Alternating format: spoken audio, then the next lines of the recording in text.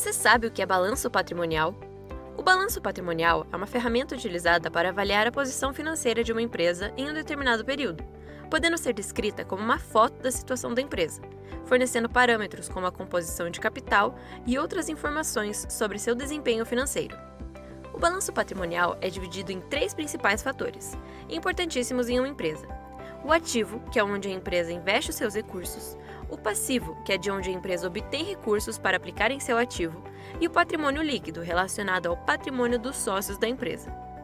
Os ativos de uma empresa devem ser sempre iguais à soma dos passivos com o patrimônio líquido. Portanto, se uma empresa possui R$700 mil em passivos e R$300 mil em patrimônio líquido, ela terá um ativo de R$1 milhão. Qual é a estrutura do balanço patrimonial? O balanço patrimonial é dividido em ativo, que representa os ativos da empresa, e o passivo, que representa os passivos e o patrimônio líquido da empresa. O balanço patrimonial ativo é dividido entre ativos circulantes e não circulantes. A principal diferença entre os dois é o prazo. Os ativos circulantes são aqueles recursos que podem ser liquidados facilmente pela empresa e convertidos em dinheiro em até 12 meses, ou seja, em um curto prazo. Já ativos não circulantes são os recursos que a empresa tem para o longo prazo. São bens liquidáveis após 12 meses. Os principais exemplos de ativos circulantes são caixa e equivalentes de caixa, que são recursos facilmente liquidáveis que estão à disposição da empresa quase imediatamente, como depósito bancário e dinheiro em espécie. Aplicações financeiras é o dinheiro aplicado em ativos que geram algum rendimento, como fundos de investimento e créditos de depósito bancário.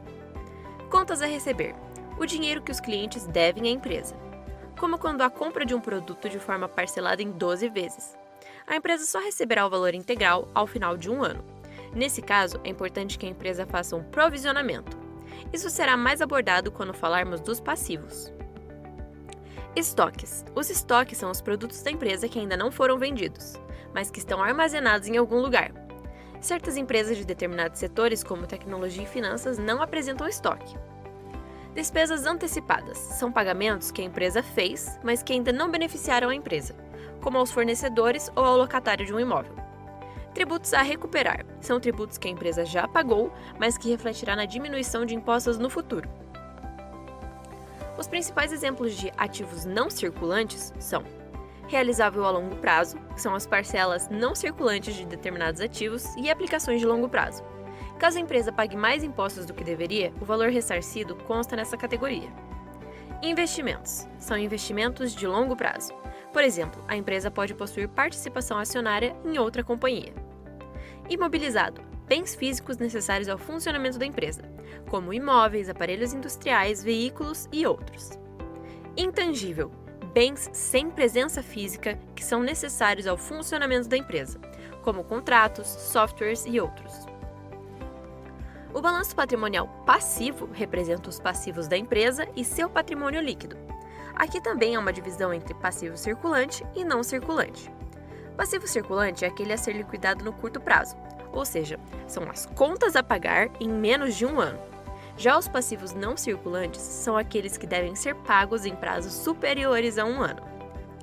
Os principais exemplos de passivos circulantes são obrigações trabalhistas, que incluem gastos de curto prazo que a empresa precisa arcar, como salários, 13º e FGTS. Pagamentos de fornecedores, que são os custos para renovar seus estoques de produtos ou para comprar matéria-prima, por exemplo. Provisionamentos é quando a empresa precisa separar uma determinada quantidade de dinheiro caso algum cliente não pague o valor devido. Dessa forma, a empresa tem como arcar com eventuais custos emergenciais. Aluguel é o pagamento pelo direito de utilizar determinado imóvel. Impostos, pagamentos devidos ao governo, como imposto de renda e contribuição social. Já os principais exemplos de passivos não circulantes são dívidas de longo prazo, ou seja, dívidas a serem pagas em um prazo maior que 12 meses. Provisionamentos, dinheiro em caixa para lidar com as emergências. Impostos, pagamentos feitos ao governo com extensão superior a um ano. Outro dado muito importante para a avaliação de uma empresa que também é encontrado no lado do passivo é o patrimônio líquido. O patrimônio líquido é basicamente a soma dos recursos que a empresa possui. Ela é o que sobra dos ativos quando as obrigações dos passivos são pagas. Pode-se dizer que é a riqueza de determinada organização. Alguns exemplos de linhas presentes no patrimônio líquido são capital social, capital dos acionistas necessário para a empresa manter suas atividades, reservas de capital, valores recebidos não relacionados com a venda de produtos e serviços, ajustes de avaliação patrimonial, o valor pelo qual um ativo poderia ser vendido em valores ajustados, reservas de lucro, lucro retido da empresa dirigido a finalidades diversas. Ações em tesouraria, ações emitidas pela empresa e recompradas pela mesma. Lucros ou prejuízos acumulados, é a soma dos resultados da empresa. Vantagens e desvantagens de usar o balanço patrimonial. O balanço patrimonial é muito útil para medir o patrimônio líquido de uma empresa, as obrigações que a empresa possui e os bens a receber. No entanto, é preciso tomar algumas precauções na hora de fazer esse tipo de avaliação. Esses dados interpretados de forma isolada podem gerar alguns enganos que podem prejudicar a avaliação correta de uma companhia. Prestando atenção nos seguintes detalhes, você certamente fará uma análise muito mais precisa.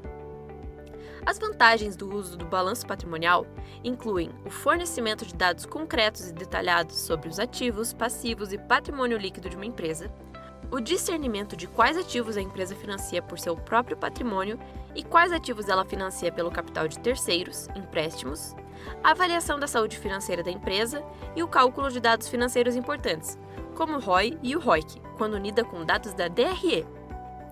As desvantagens incluem o fato desse método contemplar os dados da empresa em determinado período de corte, sendo necessário utilizar outros dados para fazer uma análise completa da companhia.